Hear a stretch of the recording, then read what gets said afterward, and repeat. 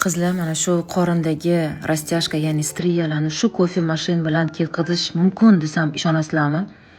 Ishoninglar, mumkin. Haqiqatda mana shu kofe mashinka bo'lsa ham, bo'lmasa ham именно shu bilan ketkazsanglar bo'ladi. Bo'lmasa tanish bilishinglarda bor, ularga murojaat qilsanglar bo'ladi. Demak, kofe mashinka ichidagi bizga kofe talqoni kerak. Ya'ni naturalniy kofe damlanadi va undan chiqqan talqonni biz mana shu rastяжкаlarni ketkazish uchun ishlatamiz. Ishoninglar, men kosmetolog bo'lib millionta narsa ishlatib ko'rganman, lekin bunaqa natijasi zo'r narsani hech qachon ko'rmadim. Ukollar ham, lazerlar ham hech narsa bunaqa zo'r natija bermaydi.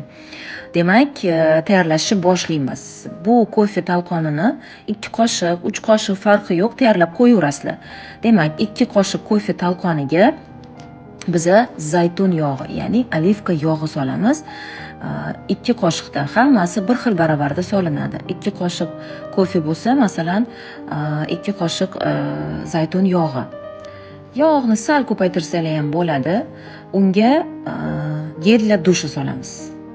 Ya'ni o'sha cho'miladigan gel bor-ku, gel dushi. O'shandan 2 qoshiq solamiz va toza asal solamiz.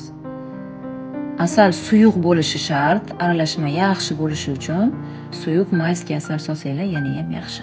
Mana tayyor bo'lgan endi talqonni qorinda, oyoqda, qayerda o'sha rastяжка bo'lsa, yaxshilab ishqalaysizlar. Shunaqa ishqalaysizlarki, qizarib ketishi kerak badaninglar. Yaxshilab ishqalab, yuvib tashab, yuvgandan keyin agar vitamin E sursanglar yoki bodom yog'i surib qo'ysanglar, o'sha joyga 1 oyda har kun qilasizlar, 1 oyda. 1 oyda rastяжка 50-60% ga ketadi. Bunga men kafolat beraman. Qo'lni o'zida o'sha natija zo'r qizlar. Ishlatib ko'ringlar, erinmasdan 1 oy har kun qilasizlar, keyin esa haftada 2 marta qilib yurasizlar. Undan keyin zaytun yog'i, bodom yog'i yoki vitamin E surib qo'yasizlar badaningizga. Juda qizarish kuchli bo'lib ketsa, yara bo'lib ketsa ham mayli bo'versin, bepanten surib turasiz. Like bosib qo'ysanglar, videoni yo'qotib qo'ymaysizlar qizlarjonlar.